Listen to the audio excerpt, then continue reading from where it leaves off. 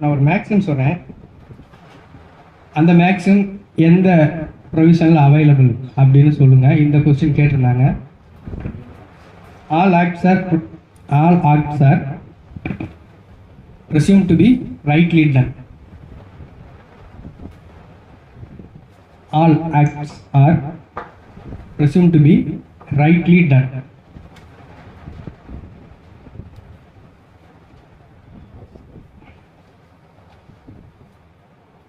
இது ஏற்கனவே கேட்டிருந்தாங்க இந்த கேள்வி. இந்த மாதிரி ஏதாவது ஒரு ப்ரொவிஷனில் ஒரு டாக்டர்னு மேக்ஸிம்ஸு இதெல்லாம் இருந்ததுன்னா எக்ஸாம் போகிறவங்க ஒரு முறை பார்த்து வச்சுக்கோங்க. இது வந்து செக்ஷன் 79 இருக்குது.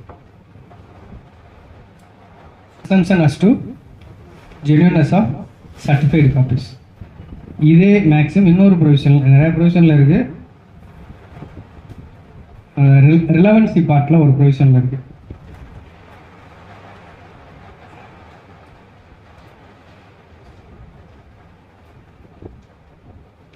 அது என்ன செக்ஷன்? ரிலவன்சி பார்ட்டில் வரும். செக்ஷன் 60.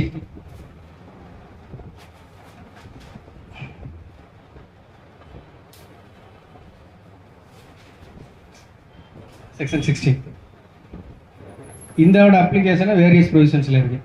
இதுக்கு ஒரு மேக்ஸிம் இருக்குது. அந்த மேக்ஸிம் வேணால் நான் எழுதி போடுறேன், பார்த்துக்கோங்க. ஏன்னா டைரெக்டாக நான் சொன்ன மாதிரி கேட்க மாட்டாங்க, மேக்ஸிம்ஸுக்கு தான் கொடுப்பாங்க, அதுக்கு மீனிங் கொடுக்க மாட்டாங்க. அதனால்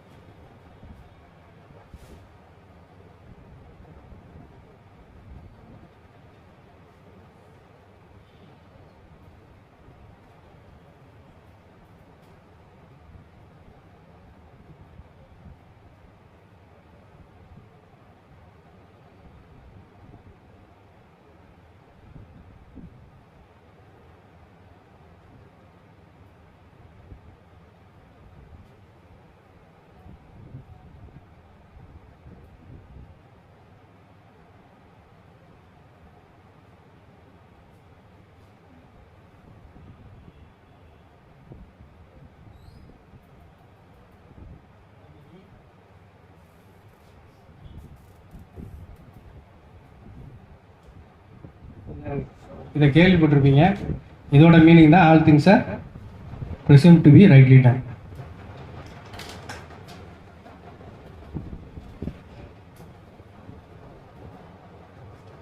அப்புறம் இதையும் நீங்கள் கேள்விப்பட்டிருப்பீங்க.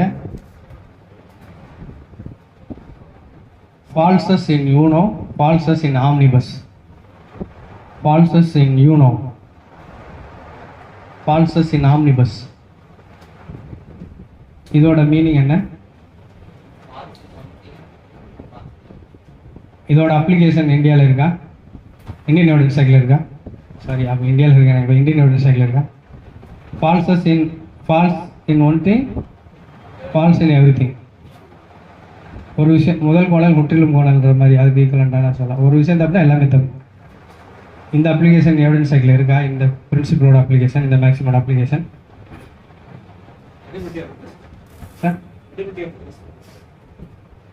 இருக்கு. அப்போ ஒரு விட்னஸ் ஒரு விஷயத்தை பொறுத்து தவறாக சொன்னார்னா அவர் சொன்ன அந்த ஒட்டுமொத்த சாட்சியுமே தவறுன்னு எடுத்துக்கலாமா? விஷயத்த பொய் சொல்கிறாருன்னு தெரிஞ்சிருச்சு அந்த விட்னஸ்ஸு. அப்போ அவர் சொன்ன என்டையர் எவிடன்ஸும் தவறுன்னு சொல்லணுமா?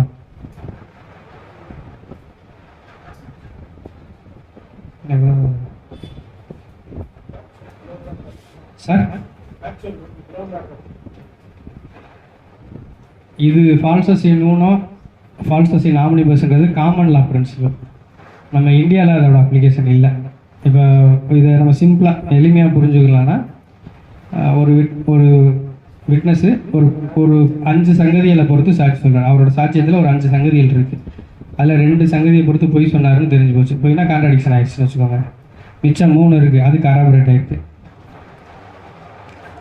அப்போ அந்த 2 பொய் தவறாக சொன்னார் அப்படின்றதுனால இந்த 3 நம்ம டிஸ்கார்ட் பண்ணுறதில்ல, அக்செப்ட் பண்ணிக்கும், எவிடன்ஸில் எடுத்துக்குவோம். பட் அந்த வெயிட்டேஜ் வந்து என்டையர்லி டிஃப்ரெண்ட். அது வந்து domain of the judicial officer, appreciation of evidence சம்மந்தப்பட்டது.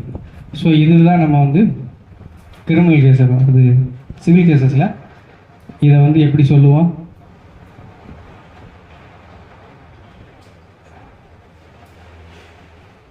Preponderance of probability. கிரிமினல் கேசஸில் பியாண்ட் ரீசனபிள் டவுட்.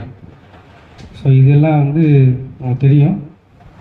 பட் கேள்வி என்னென்னா, பியாண்ட் ரீசனபிள் டவுட் வந்து எந்த வழக்குகளில் பயன்படும்? இந்த standard of proof, beyond reasonable standard of proof எந்த மாதிரியான வழக்குகள் பயன்படுத்தும்? தெரியும் தானே? ரொம்ப அடிப்படையான கேள்வி தான்.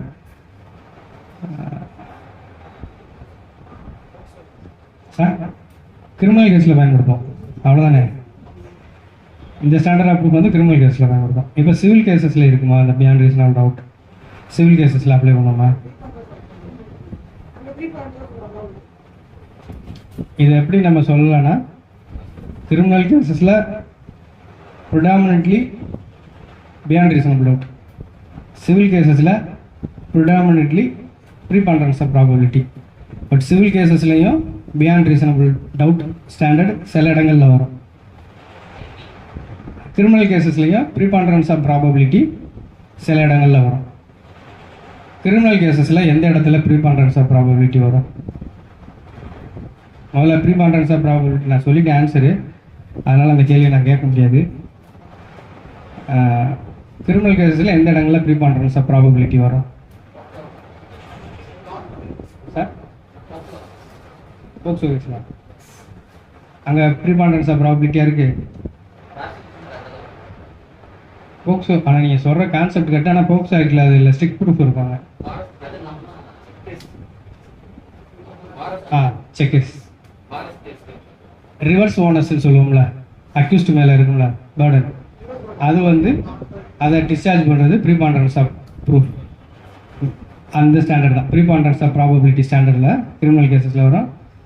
சிவில் கேசஸில் இந்த அடல்ட்ரி கேசஸில் அங்கே வந்து ஸ்ட்ரிக்ட் ப்ரூஃப் இருக்கும். இது வந்து ஒரு உதாரணம், வேறு சந்தர்ப்பங்களும் இருக்கலாம். ஸோ அதனால் நம்ம கூரைக்கு அடிவாளம் கட்டின மாதிரி இதுனா இது அதுனா அது அப்படின்ற மாதிரி இல்லை. ஓகே,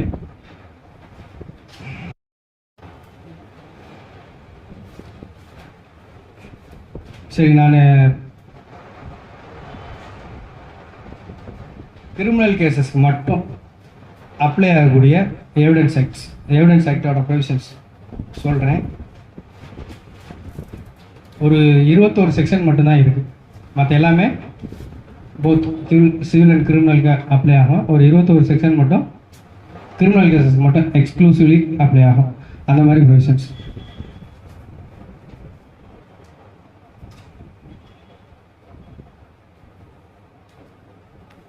செக்ஷன் 10,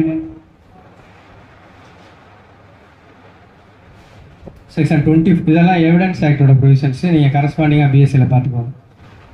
செக்ஷன் 24 to 30,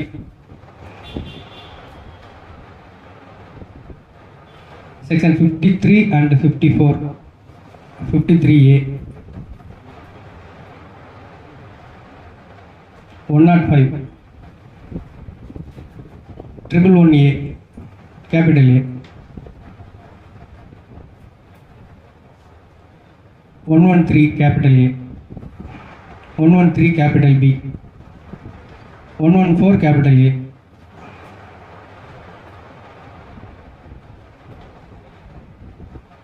133,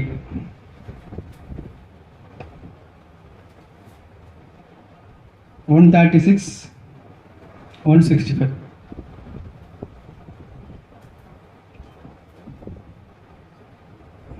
இதெல்லாம் எக்ஸ்க்ளூசிவாக கிரிமினல் கேசஸில் வரக்கூடிய ப்ரொவிஷன்ஸ். சார்,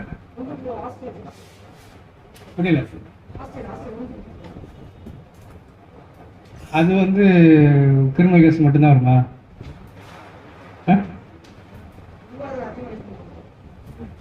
இல்லை அப்படி இல்லை, அதிகமாக யூஸ் பண்ணுறதுனால இல்லை. 154 வந்து கிரிமினல் கேசஸ் மட்டும்தான் வருமா? ஹாஸ்டல் வந்து கிரிமினல் கேஸ் மட்டும்தான் ஆவாங்களா? 154 மார்ஜினல் நோட்ஸ் என்ன?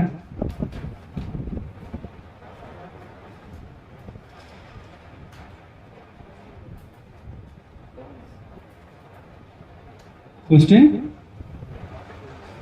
by party to his own witness. Party can be anybody, any party, in any proceedings.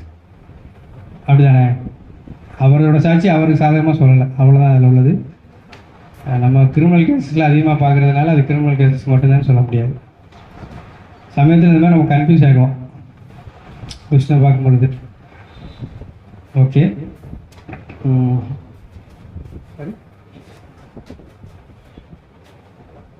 So இன்னொரு எத்தனை சரிண்ணா. இப்போ பிஎஸ்ஏ அண்ட் எவிடன்ஸ் ஆக்டை பற்றி நான் ஒரு ஓவர்வியூ மட்டும் சொல்கிறேன்.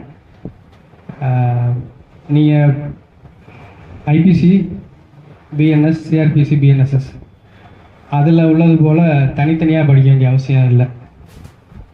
நீங்கள் எவிடன்ஸ் ஆக்டில் நம்பரை மட்டும் ஞாபகம் வச்சுக்கிட்டீங்கன்னா போதும். பெரும்பாலும் ரெண்டும் ஐடென்டிக்கலாக தான் இருக்கும், சில ப்ரொவிஷன்ஸ் தவிர. இப்போ பிஎஸ்சிக்கும் எவிடன்ஸ் ஆக்டுக்கு வேணால் ஒரு சின்ன ஓவர்வியூ மட்டும் 10 minutes 15 minutes பார்க்கலாம்.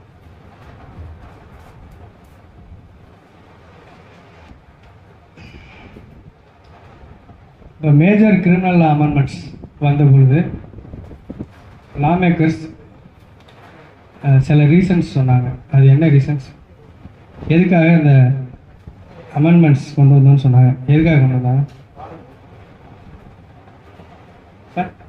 எலக்ட்ரானிக்ஸோட இது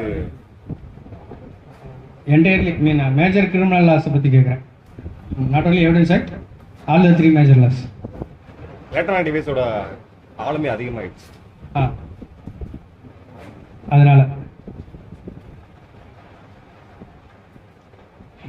okay, Indianisation of criminal laws அதை தான் மேஜராக சொன்னாங்க. எவிடன்ஸ் ஆக்டுக்கு வந்து சார் சொன்ன ரீசன் சொன்னாங்க. அதாவது எலக்ட்ரானிக் எவிடன்ஸோட எவால்வ்மெண்ட் வந்து அதிகமாகிடுச்சு. அதை கேட்டர் பண்ணுற அளவுக்கு, அதை கேட்டர் பண்ணுற அளவுக்கு இந்தியன் எவிடன்ஸ் ஆக்டில் ப்ரொவிஷன்ஸ் இல்லை. அதனால் நம்ம பிஎஸ்சி கொண்டு வரோம் அப்படி சொல்லியிருக்காங்க. ஸோ இது எதுக்காக நான் உங்கள்கிட்ட கேட்டேன்னா, ஸோ என்டையர்லி எவிடன்ஸ் ஆக்டோட ரீப்ளேஸ்மெண்ட்டான பிஎஸ்சி எதுக்காக வந்துச்சுன்னா எலக்ட்ரானிக் எவிடன்ஸை பேஸ் பண்ணி தான் வந்துச்சு. ஸோ நான் அது சம்மந்தமான சில ப்ரொவிஷன்ஸை மட்டும், சேஞ்சஸை மட்டும் டச் பண்ணிவிட்டு நம்ம இன்றைக்கி செஷனை வைண்ட் அப் பண்ணிடலாம். ப்ரொவிஷன் பை ப்ரொவிஷன் போகிறதுக்கான டைம் இல்லை. அதனால் நான் மேஜரான எலக்ட்ரானிக் எவிடன்ஸ் ரிலேட்டடான சேஞ்சஸை மட்டும் சொல்லிவிட்டு க்ளோஸ் பண்ணிக்கிறேன்.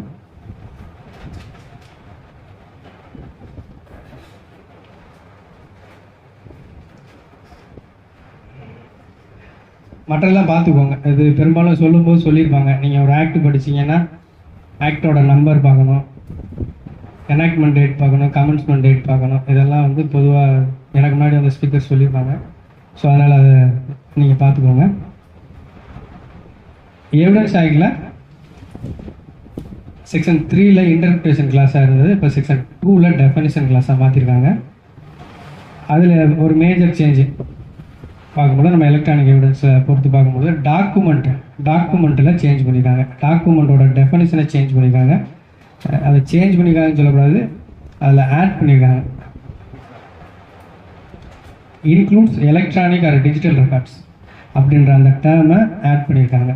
டாக்குமெண்ட்டில் இப்போ electronic and digital records are included, இது ஒரு சேஞ்சு. அப்புறம் எவிடன்ஸில் ஓரல் எவிடன்ஸில் ஸ்டேட்மெண்ட்ஸ் கிவன் எலக்ட்ரானிக்கலி அதை ஆட் பண்ணியிருக்காங்க. இதெல்லாம் உங்களுக்கு தெரிஞ்சது தான். இதை ஏன் நான் மீண்டும் for the sake of at the cost of ரிப்பீட்டேஷனாக எதுக்கு சொல்கிறேன்னா, இதோட கனெக்ஷன் பின்னாடி இருக்குது, அதுக்காக சொல்கிறேன்.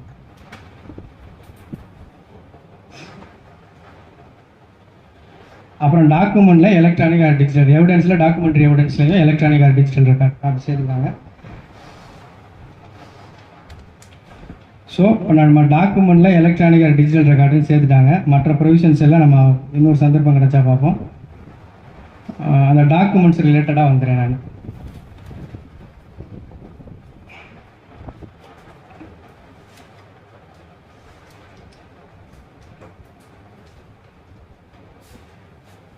செக்ஷன் 54 அப்படின்னு பிஎஸ்சியில் செக்ஷன் 54 பார்த்தீங்கன்னா all facts except the contents of documents may be proved by oral evidence அப்படி சொல்லியிருப்பாங்க.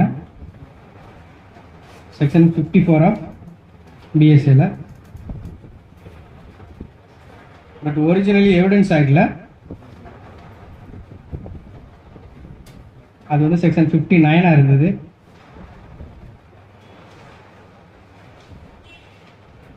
அந்த செக்ஷன் 59 எப்படி இருக்கும்னா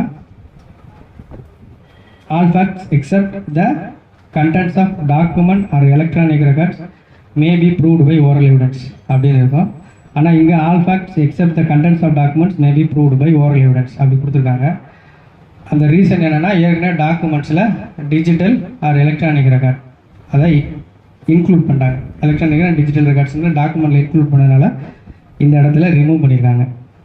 ஸோ அப்போ எலக்ட்ரானிக் டிஜிட்டல் ரெக்கார்ட்ஸை டாக்குமெண்ட்ஸ் அப்படின்னு கேட்டகரைஸ் பண்ணியிருக்காங்க. இது வந்து எப்படி சொல்கிறது, it has for reaching consequences. But அதுக்கு ஈக்குவலண்டாக ப்ரொவிஷன்ஸை சேஞ்ச் பண்ணியிருக்காங்களான்னா அது கொஞ்சம் கன்ஃபியூசிங்காக இருக்கிறது மாதிரி தான் எனக்கு தெரியுது. இப்போ அடுத்த சேஞ்ச் என்னன்னு பார்த்துக்கிட்டிங்கன்னா ப்ரைமரி எவிடன்ஸ். ப்ரைமரி எவிடன்ஸில் முதல்ல 2 எக்ஸ்ப்ளனேஷன் இருக்கும் செக்ஷன் 62ல். இப்போ அந்த 2 எக்ஸ்ப்ளனேஷனை 3 எக்ஸ்ப்ளனேஷன் ஸ்ப்ளிட் பண்ணிட்டாங்க. மொதல் 3 எக்ஸ்ப்ளனேஷனை ஏற்கனவே இருந்த 2 எக்ஸ்ப்ளனேஷன் தான். அது ஒன்றும் பிரச்சனை இல்லை, அதை பற்றி உங்களுக்கு தெரியும். புதுசாக 4 எக்ஸ்ப்ளனேஷன் ஆட் பண்ணியிருக்காங்க. ஸோ அந்த எக்ஸ்ப்ளனேஷன் 1 by 1 போகிறத விட அதோட எஃபெக்ட் என்னன்னு கேட்டிங்கன்னா electronic or digital records are primary documents, primary evidence அப்படின்னு சொல்லிட்டாங்க. எலக்ட்ரானிக் ஆர் டிஜிட்டல் டாக்குமெண்ட்னு சொல்லிட்டாங்க, அந்த ப்ரைமரி எவிடன்ஸ்னு சொல்லிட்டாங்க. So electronic or digital records primary evidence.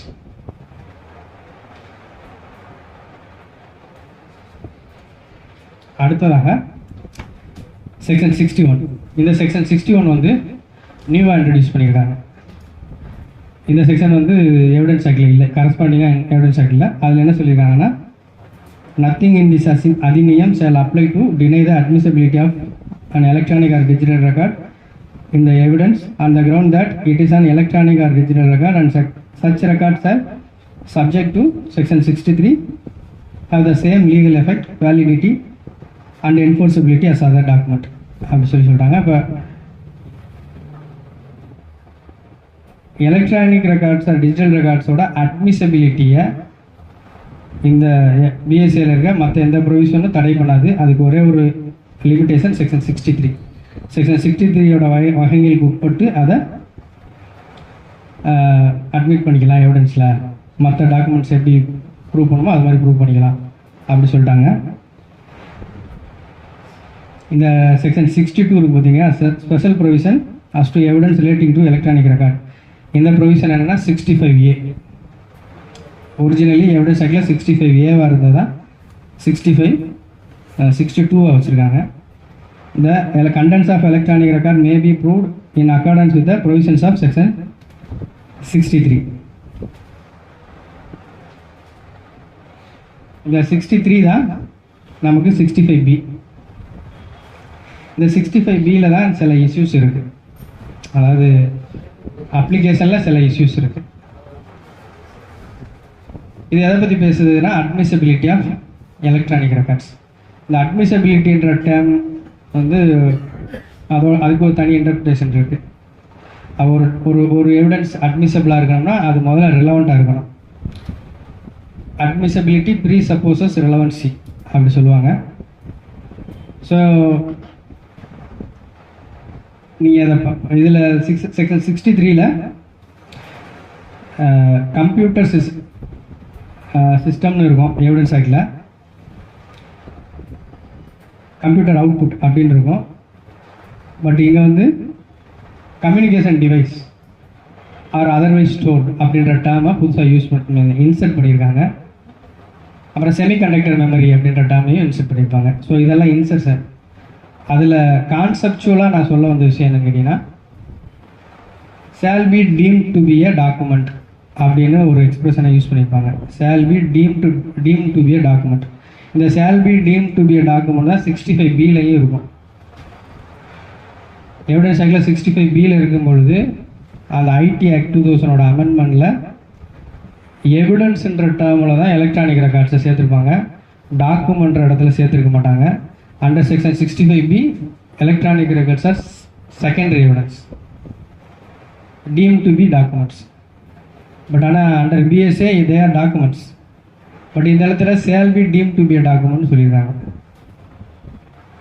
அப்போ இந்த இடத்துல shall be deemed to be a டாக்குமெண்ட்னா அதை பிரைமரி எவிடன்ஸில் சேர்க்க வேண்டிய அவசியம் கிடையாது. அதுக்கு ஒரு தனி எக்ஸ்ப்ளனேஷன் வச்சுருக்கலாம். எலக்ட்ரானிக் ரெக்கார்ட்ஸை தனியாக பிரித்து அதுக்கு மேபி ஒரு எக்ஸ்ப்ளனேஷன் வச்சுருக்கலாம். பட் பிரைமரி எவிடன்ஸை த டாக்குமெண்ட் இட் செல்ஃப், டாக்குமெண்ட்டை கொடுத்தாலே போதும். அந்த document itself is a primary evidence. அதான் கான்செப்ட். ஆனால் செக்ஷன் 63 என்ன சொல்கிறாங்கன்னா, அந்த சர்டிஃபிகேஷன் நம்ம ஏற்கனவே பார்த்தா அந்த சர்டிஃபிகேட் வைக்கணும். 65B சர்டிஃபிகேட் இங்கே 63(4) இருக்கும். அந்த சர்டிஃபிகேட் வைக்கணும். அதுக்கு தனியாக ஒரு ஃபார்மெட் கொடுத்துருக்காங்க. ஸோ இது வந்து இதில் இன்னொரு சிக்கலும் இருக்குது. எல்லா இடத்துலையும் எலக்ட்ரானிக் ரெக்கார்ட் டிஜிட்டல் ரெக்கார்டுன்னு யூஸ் பண்ணிட்டே வருவாங்க.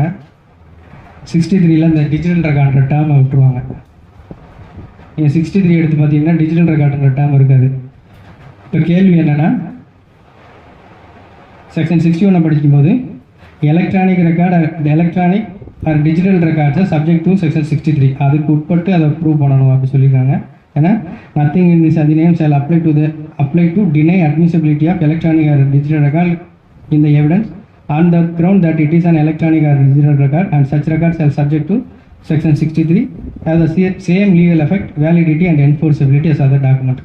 Section 63 subject electronic and digital record are subject to section 63. 63ல வரும்போது டிஜிட்டல் ரெக்கார்டை பற்றி அந்த மென்ஷன் இல்லை. இப்போ கேள்வி என்னென்னா, செக்ஷன் 6 டிஜிட்டல் ரெக்கார்டுக்கு சர்டிஃபிகேட் வைக்கணுமா வேணாமா? அதுக்கு முன்னாடி டிஜிட்டல் ரெக்கார்டுனா எங்கேயுமே டெஃபினிஷன் இல்லை. இதுக்காக 2Tல இருக்குது ஐடி ஆக்டில் எலக்ட்ரானிக் ரெக்கார்டுக்கு. டிஜிட்டல் ரெக்கார்டுக்கான டெஃபினிஷனும் அதாவது நமக்கு எப்படி கலோக்கியல் டெஃபினிஷன் தான் இருக்குது. லீகல் டெஃபினிஷன் ஐடி ஆக்ட்லாம் இல்லை.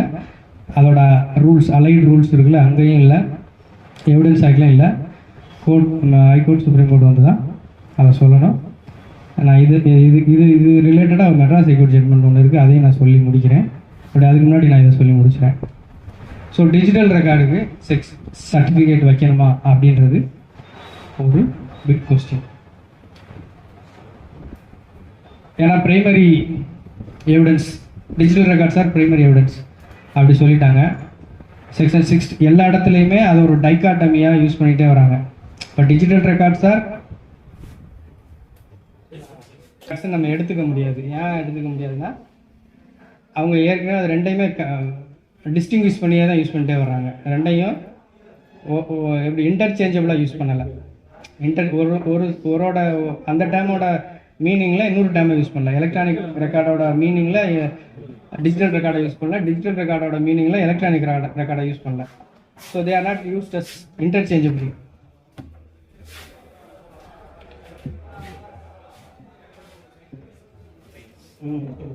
இந்த சென்ஸில் நம்ம பார்க்கும்பொழுது எலக்ட்ரானிக் ரெக்கார்டும் டிஜிட்டல் ரெக்கார்டும் வேறு அப்படின்னு தெரிய வருது. ஸோ அந்த ஸ்கீம் ஆஃப் த ஆக்டை என்டையராக நம்ம பார்த்துட்டு வரும்போது எலக்ட்ரானிக் ரெக்கார்டும் டிஜிட்டல் ரெக்கார்டும் டிஸ்ட்ரிபியூட் பண்ணி தான் கொண்டு வராங்க. ஈவன் தோ நம்ம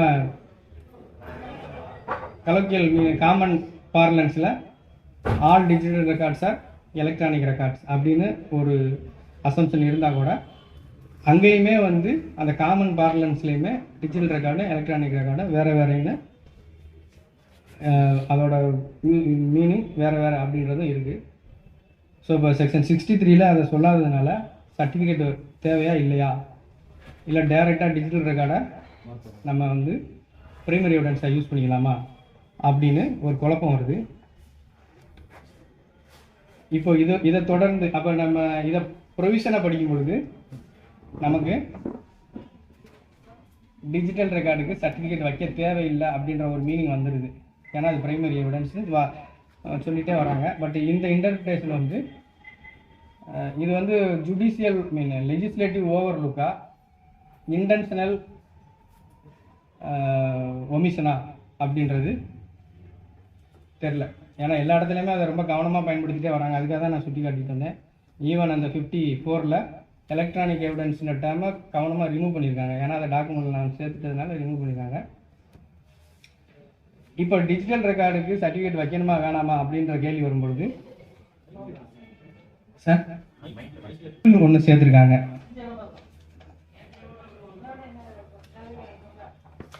அந்த ஷெட்யூலில் டியூவல் சர்டிஃபிகேஷன் அப்படின்னு சொல்லிட்டு அந்த சர்டிஃபிகேட்டு அந்த நம்ம வழக்கமாக சொல்லக்கூடிய 65B சர்டிஃபிகேட் இப்போ 63(4) சர்டிஃபிகேட்டாக இருக்குது. 4 சப்செக்ஷன் C லெவலில் சர்டிஃபிகேட்டாக இருக்குது. அந்த சர்டிஃபிகேட் ஃபார்மெட்டில் வந்து தம்பி யோககிருஷ்ணன் தான் இதை வந்து எனக்கு அன்றைக்கி ஒரு நாள் ஹைலைட் பண்ணி சொன்னாப்புல அந்த டிஜிட்டல் ரெக்கார்டு அப்படின்ற டேர்மை சேர்த்துருக்காங்க. அந்த சர்டிஃபிகேட் ஃபார்மெட் கொடுத்துருக்காங்க. பட் அந்த சர்டிஃபிகேட் ஃபார்மெட்டில் டிஜிட்டல் ரெக்கார்டுன்ற டேர்மை சேர்த்துருக்காங்க. ஸோ இப்போ இது இன்னும் கொஞ்சம் கன்ஃபியூஸ் பண்ணுது. நம்ம ஷெட்யூலில் கொடுத்துருக்க இந்த ஃபார்மெட்டை கம்ப்ளை பண்ணணுமா, இல்லை மெயின் ப்ரொவிஷனில் 61 and 63 61 62 and 63 சொன்ன சப்ஸ்டாண்டிவ் ப்ரொவிஷனை ஃபாலோ பண்ணணுமா அப்படின்ற ஒரு கன்ஃபியூஷன் கொடுக்குது. இதில் ஒரு பாசிபிள் இன்டர்பிரேஷன் என்னவாயிரும்னா whether 65B certificate 63 subsection 4 clause C certificate மேண்டேட்டரியா அப்படின்ற கேள்வி வரும்பொழுது டிஜிட்டல் ரெக்கார்டை பொறுத்த மட்டும் நான் சொல்கிறேன். ஒருவேளை அது மேண்டேட்டரின்னு சொல்லலாம், ஆப்ஷனல்னு சொல்லலாம். மேண்டேட்டரினா ப்ரொவிஷனில் சொல்லியிருக்கேன், ப்ரொவிஷனில் சொல்லலை, சர்டிஃபிகேட்டில் ஃபார்மெட்டில் மட்டும்தான் சொல்லியிருக்காங்க. அப்போ நம்ம வேணால் நீ சர்டிஃபிகேட் வைக்கும் பொழுது நீங்கள் டிஜிட்டல் ரெக்கார்டுக்கு சர்டிஃபிகேட் வைங்க அப்படின்றது ஒரு ஆப்ஷனா இல்லை மேண்டேட்டரியா, இங்கே சேர்த்தவங்க ஏன் சப்ஸ்டாண்டிவ் ப்ரொவிஷனில் சேர்க்கலை இப்படின்ற கேள்வியெல்லாம் இருக்குது. ஸோ நம்ம மறுபடியும் எதுக்காக பிஎஸ்சி கொண்டு வந்தோம்,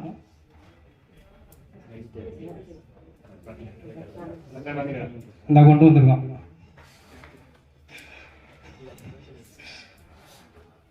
அப்படி தான் கொண்டு வந்திருக்கோம். ஸோ இதில் நீங்கள் இது வந்து எலக்ட்ரானிக் டிஜிட்டல் ரெக்கார்டாக ஒரு கிறிஸ்பாக தான் நான் சொல்லியிருக்கேன். இதில் டியூவல் சர்டிஃபிகேஷன் அப்படின்னு ஒரு ஆஸ்பெக்ட் இருக்குது. ஏற்கனவே 65B அந்த ப்ரொபோனன்ட் ஆஃப் எவிடன்ஸ் எலக்ட்ரானிக் எவிடன்ஸ் வந்து அவரே வந்து சர்டிஃபை பண்ணிக்கலாம். ஸோ இப்போது அந்த ஆஸ்பெக்டும் இருக்குது. ஷெட்யூலில் கொடுத்துருக்காங்க.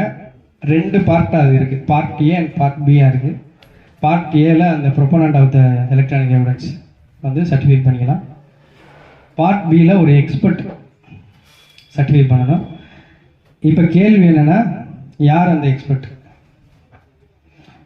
அப்படின்றது நம்ம செக்ஷன் 39 ஆஃப் பிஎஸ்சிக்கு வாங்க.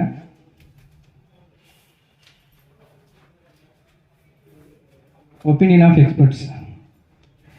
இந்த ஒப்பீனியன் ஆஃப் எக்ஸ்பர்ட்ஸில் 2 சப்செக்ஷன் இருக்கும். அதை ஏற்கனவே 45A ஒரே செக்ஷனாக மாற்றிருப்பாங்க. அந்த 45A சப்செக்ஷன் 2 ஆஃப் 39 கொடுத்துருப்பாங்க. அந்த ஃபஸ்ட்டு சப்செக்ஷனில் நம்ம ரெகுலராக காமனாக நம்ம யூஸ் பண்ணுற எக்ஸ்பர்ட் ஒப்பீனியன் அதில் ஒரு எக்ஸ்ட்ரா ஒரு ஃபீல்டை சேர்த்துருப்பாங்க. நம்ம வழக்கமாக foreign law, science or art, identity of handwriting, finger impression அப்படின்னு இருந்ததில் எனி அதர் ஃபீல்டு அப்படின்னு ஒன்று சேர்த்துருக்காங்க. அப்புறம் 45A அப்படின்னு இருந்த opinion of examiner of electronic evidence அவரையும் எக்ஸ்பர்ட்டாக சப்செக்ஷன் 2ல் சொல்லியிருக்காங்க. அந்த எக்ஸாமினர் ஆஃப் எலக்ட்ரானிக் எவிடன்ஸ் யாருன்னு கேட்டிங்கன்னா under section 79A of IT ஆக்டில் சென்ட்ரல் கவர்மெண்ட் வந்து நோட்டிஃபை பண்ணுவாங்க. கவர்மெண்ட் ஆர்கனைசேஷன்ஸாக தான் இருக்கும். அவங்களுக்கு ஐடி ஆக்டில் ரூல்ஸ் இருக்குது. அந்த செக்ஷன் 79A கீழே எலக்ட்ரானிக் எக்ஸாமினராக அவங்கள அப்பாயின்ட் பண்ணுறதுக்கு அந்த ஒரு பர்டிகுலர் டிபார்ட்மெண்ட்டாக ஆஃபீஸ் அந்த மாதிரி அதுக்கு நார்ம்ஸ் இருக்குது. அதன்படி அப்பாயின்ட் பண்ணுவாங்க. இப்போ இதில் என்னென்னு கேட்டிங்கன்னா இந்த 79A எலக்ட்ரானிக் எக்ஸாமினர் இந்தியாவிலே 15 இடங்கள்ல தான் இருக்காங்க.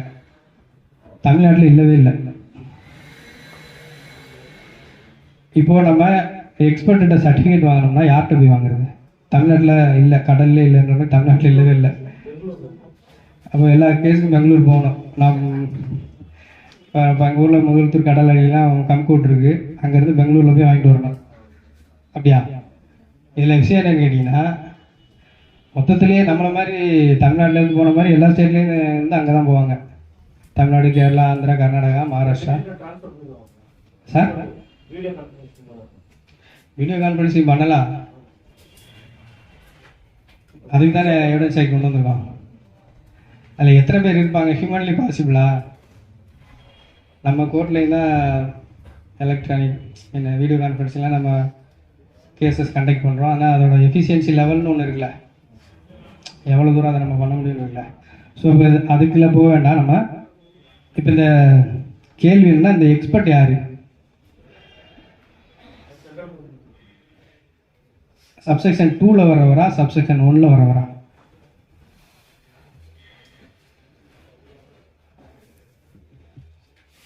யார் அந்த எக்ஸ்பர்ட்?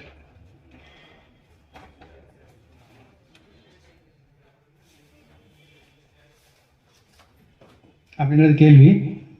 பட் அதில் ஒரு பாசிபிள் இன்டர்பிரேஷன் என்னென்னா, நான் ஏற்கனவே சொன்னது போல்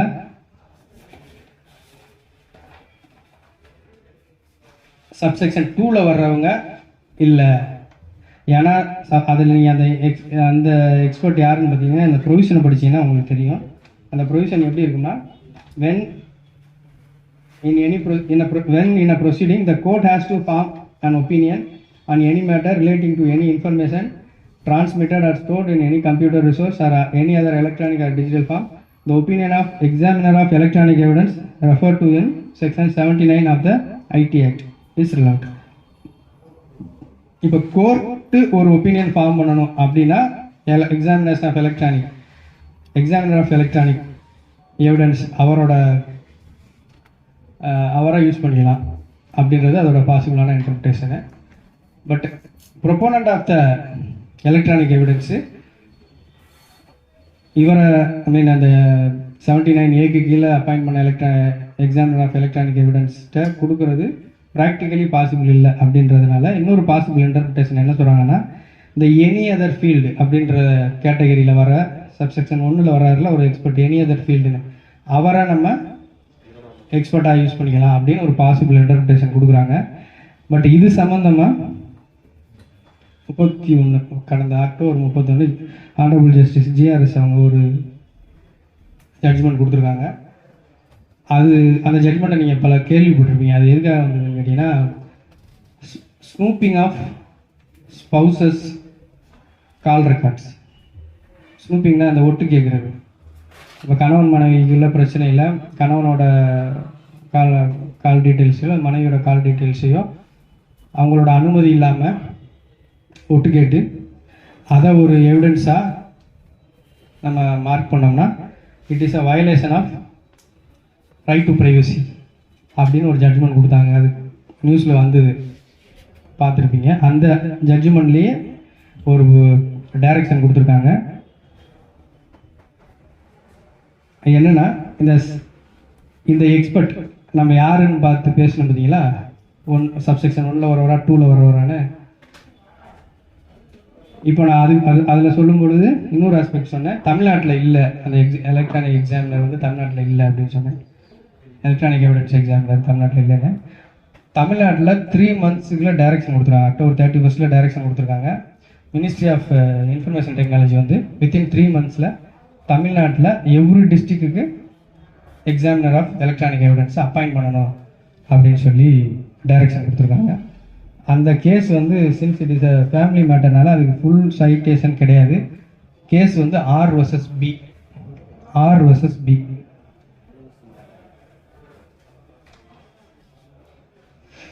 2024 live law Madras 414. 2024 live law Madras 414. So current வேறு போயிடுச்சு, டைம் வேறு ஆயிடுச்சு. Thank you for your kind participation. ஏதாவது கிளாரிஃபிகேஷன் வேணால் கேளுங்க, otherwise you can conclude. Thank you. I hope we have received a useful information from Arun Kumar. Thank you, Arun Kumar. Okay.